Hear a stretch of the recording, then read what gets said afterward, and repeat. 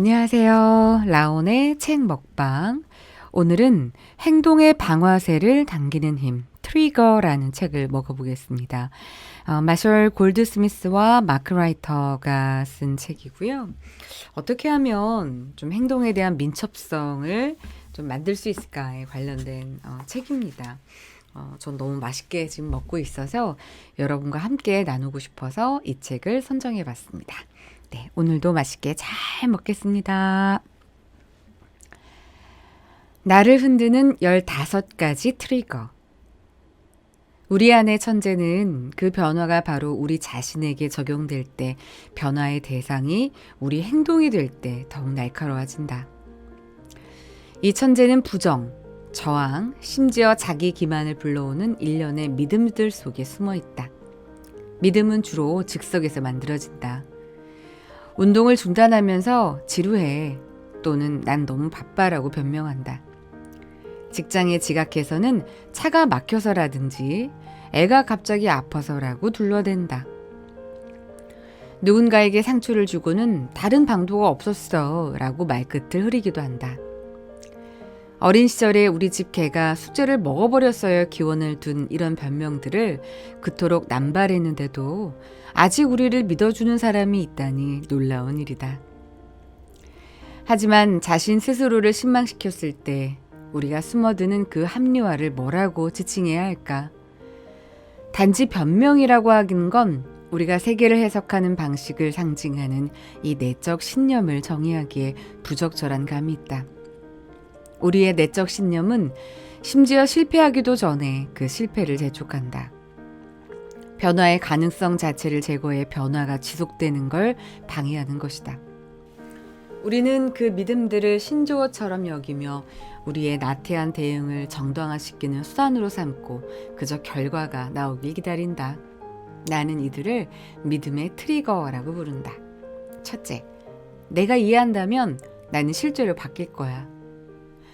내가 앞으로 이 책에서 제시하는 모든 방법들은 효과가 있다. 어느 정도 효과가 있다거나 다소 효과가 있다는 따위가 아니다. 정말 제대로 효과를 발휘한다. 내 제안들은 당신이 이상적인 나와 실제의 나 사이의 간극을 메우도록 도울 것이다. 내 책을 읽는 사람들 중 일부는 그건 상식이죠. 당신 책엔 내가 몰랐던 건 하나도 없어요 라고 말한다. 이건 대부분의 자기계발서에 대한 기본적인 비판이기도 하다. 그럴 때 나는 항상 이렇게 답한다. 맞아요. 하지만 분명 당신이 읽은 것 중에서 당신이 직접 해보지는 않았던 일들이 많을 텐데요. 자기계발 세미나나 사내 워크숍 현장에선 모든 참석자들이 다음에 무엇을 할지를 결정하지만 정작 1년이 지난 후엔 아무것도 변한 게 없다. 그런 경험이 있는 당신이라면 이해하기와 실행하기는 엄연히 다르다는 걸 알 것이다. 이처럼 사람들이 무엇을 해야 할지 이해한다는 사실이 그들이 실제 행한다는 보장이 되지는 않는다. 단지 그런 믿음이 혼동을 야기하는 것뿐이다. 둘째, 나는 의지력이 강해서 유혹 따위에 굴복하지 않을 거야. 우리는 의지력과 자기 규제를 신봉하고 그것이 부족한 사람들을 비웃는다.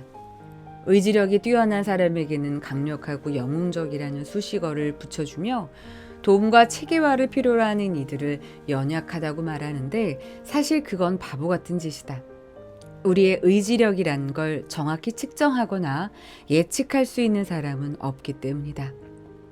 의지력을 과장하는 측면이 있을 뿐 아니라 우리를 갈팡질팡하게끔 하는 트리거의 힘을 경시하기까지 한다.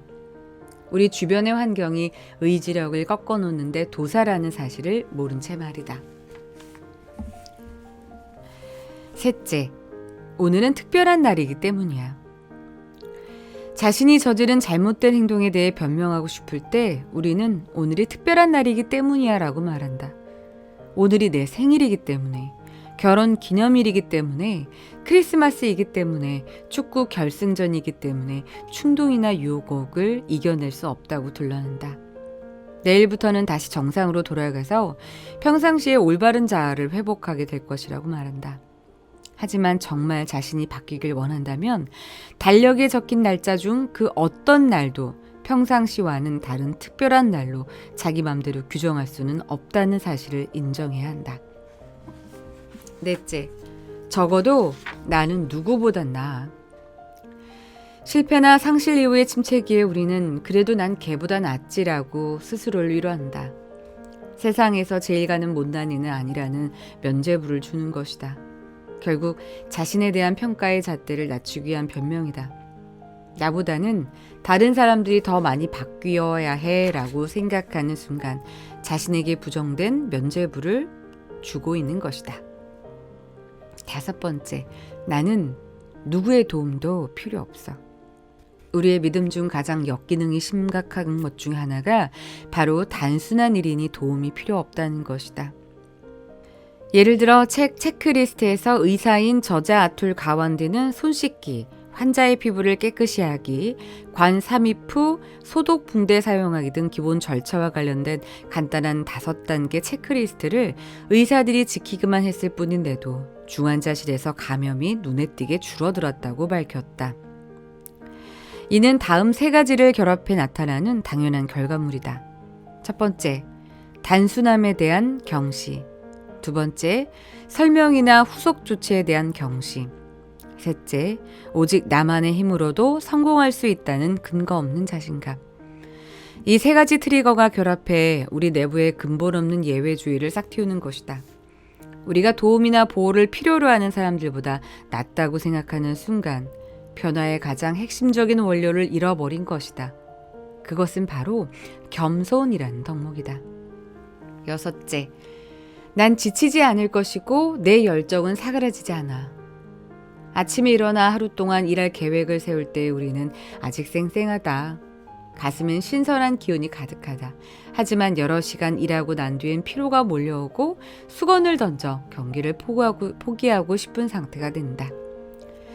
목표를 달성할 계획을 세울 때 우리는 내부의 에너지가 사그라지지 않을 것이고 변화의 과정 동안 열정을 결코 잊지 않을 것이라고 믿는다. 자제력이란 소모되는 자원이란 사실을 제대로 인지하지 못한다. 피곤해질수록 자제력은 시들어 마침내는 사라져버린데도 말이다. 계획을 고수하려는 노력 자체가 자신을 소모시키는 일이다. 7번째, 세상의 모든 시간이 다 내 거야. 다음 2가지는 시간에 대해 우리 머릿속에서 동시에 발생하는 상반된 믿음이다. 우리는 대개 어떤 일을 완수하는 데 드는 시간을 과하게 적게 잡는다. 둘째, 시간이란 무한해서 자신을 개발하는 데 들일 시간은 충분하다. 시간의 무한성에 대한 이러한 믿음이 꾸물거림을 유발한다. 내일 해부터 해도 되는데 뭘 굳이 오늘 당장 하려 하나. 그 정도로 급한 일은 아니라고 생각하는 것이다. 8번째, 내 정신은 산만해지지 않을 것이고 예기치 못한 일은 일어나지 않을 거야. 미래에 관한 계획을 세울 때 주의 산만을 염두에 두는 경우는 드물다. 우리는 마치 완벽한 세상 속에서 온전히 자신의 일에만 집중할 수 있으리라는 가정을 하고 계획을 세운다. 그런 자신만의 조용한 세상이 과거에 존재했던 것도 아닌데 미래에는 그런 세상이 오기라도 할 것처럼 생각하곤 한다. 9번째, 통찰의 순간이 와서 갑자기 내 인생이 바뀔 거야. 우리 인생에서 갑작스런 통찰의 순간으로 인한 변화가 가능할까? 물론 그런 일은 일어난다. 술에 취해 땅바닥에 꼬꾸라질 때, 도박에 전 재산을 탕진했을 때, 형편없는 CEO에게 해고 위협을 받을 때 우리는 통찰의 순간을 경험하기도 한다. 하지만 나는 통찰의 순간에 의한 변화를 믿지 않는 쪽이다. 왜냐하면 아주 잠깐의 변화가 가능할 수 있겠지만 의미 있고 지속적인 결과가 나오지는 않기 때문이다. 10번째, 내 변화는 영구적일 테니 다시 걱정할 필요는 없을 거야. 뭐뭐 하면 난 참 행복할 텐데 라는 생각은 우리의 고질적인 병이라 할 수 있다. 승진, 새집 구입, 운명의 상대 발견처럼 행복을 우리가 성취할 수 있는 어떤 고정적인 유한한 목표로 여기는 것이다. 이런 믿음은 현대인의 삶에서 가장 유명한 스토리로 우리에게 각인되어 있다. 한 사람이 있다. 그 사람이 어떤 제품이나 서비스에 돈을 쓴다. 그리고 행복해진다. 우리는 이걸 TV 광고라고 부른다. 미국인들은 평생 TV 광고에 14만 시간을 소비한다고 하니 그것에 세뇌되지 않기도 힘들 것이다. 그런데 어떤 긍정적 변화가 일어나면 우리가 영원히 바뀌리라고 덥석 믿어버린다라는 게 이상하지 않은가? 11번째, 이전 문제를 해결하면 새 문제가 생기지 않을 거야. 우리는 과거의 문제를 해결해도 새 문제가 생길 수 있다는 점을 잊곤 한다. 나는 이러한 현상을 성공한 CEO들 모두에게서 발견했다. 꿈에 그리던 CEO가 되었다는 기쁨이 첫 이사회 회의에 참석하는 순간 증발해버렸다는 점을 그들 모두 인정했다. CEO가 돼야 한다는 옛 문제가 CEO직을 유지해야 한다는 새로운 문제로 대체된 것이다. 하나의 문제 해결로 만사 형통이라는 믿음이 앞으로 닥쳐올 과제에 대한 근본적인 오해를 불러일으킨다. 12번째, 나는 노력한 만큼 정당한 대가를 얻을 거야. 우리는 인생이란 공평하다고 믿으며 자랐다. 내 고귀한 노력과 땀은 보상받을 것이라고 말이다. 정당한 보상을 얻지 못하면 우리는 뒤통수를 한 방 크게 얻어맞은 듯한 느낌을 받는다. 무너진 기대는 분노를 일으킨다. 나는 사람들에게 변화를 추구하는 이유가 스스로 그것이 옳은 일이라 믿기 때문이어야 한다고 말한다. 내 자신의 주변에 있는 사람들의 삶을 더 낫게 만들어줄 수 있고 그들이 믿는 삶의 가치대로 살 수 있기에 변화를 추구해야 한다고. 만약 변화하고자 하는 이유가 오직 외부적인 보상을 얻기 위해서라면 나는 그 사람과 일하지 않을 것이다.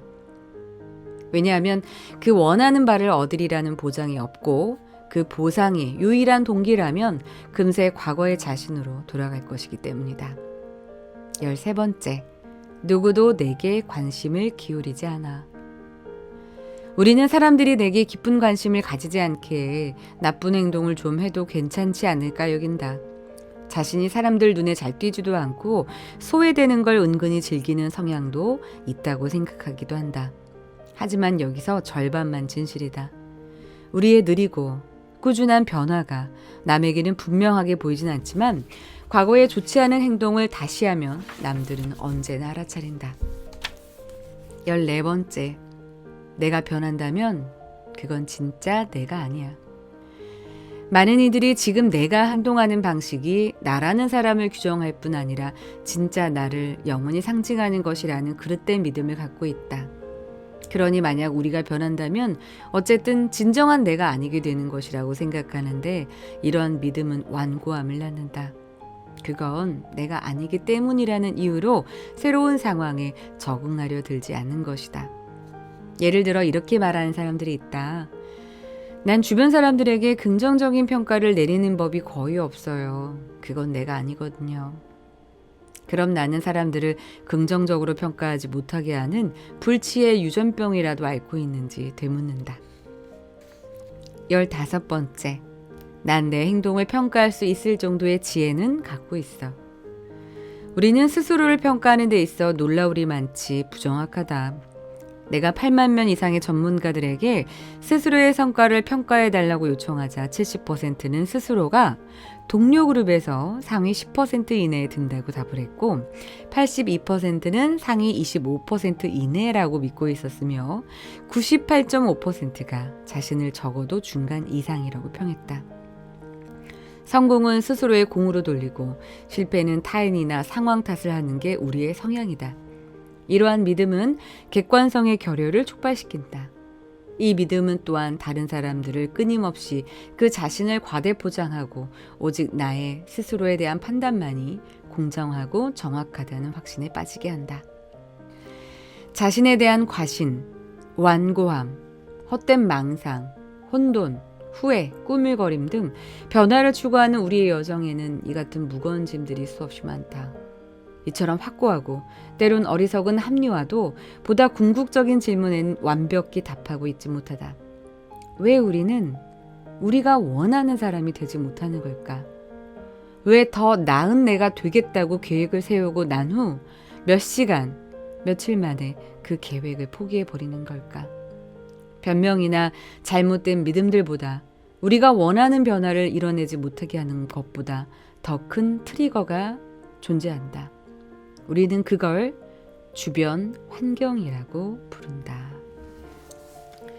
책 주세요, 책. 네, 오늘 행동의 방아쇠를 당기는 힘 트리거라는 책을 먹어봤습니다. 트리거는 우리의 생각과 행동에 영향을 주는 모든 자극을 이야기합니다. 트리거는 직접적일 수도 있고 간접적일 수도 있고 내부적일 수도 있고 외부적일 수도 있고 의식적이거나 무의식적일 수도 있고요. 예상된 것일 수도 있고 예기치 못한 것일 수도 있고 트리거는 우리를 격려할 수도 있고 단념시킬 수도 있고요. 생산적인 걸 수도 있고 비생산적일 것 수도 있습니다. 그러니까 우리를 움직이게 만드는 것들, 우리의 생각과 행동에 영향을 주는 모든 자극을 트리거라고 하는데 이런 부정적인 트리거를 갖게 되면 우리가 이제 앞으로 나아갈 수 없다는 거죠. 그래서 내가 나만이 빠질 수 있는 부정적인 트리거 15가지에 대한 이야기를 해봤는데요. 저는 읽으면서 깜짝 놀란 게 이거 난데? 내가 평상시에 생각을 많이 하는 건데? 하면서 많은 반성을 하면서 먹어봤습니다. 여러분 꼭 구입하셔서 저는 이거 중고 서적에 가서 구입을 했어요. 아주 저렴하게 구입을 했으니까 여러분도 오늘 중고 서적에 가셔서 좀 맛있는 책들을 맛있게 드셔보셨으면 좋겠습니다. 네, 내용 좋았으면 구독 꼭 부탁을 드릴게요. 네, 오늘도 맛있게 잘 먹었습니다. 안녕.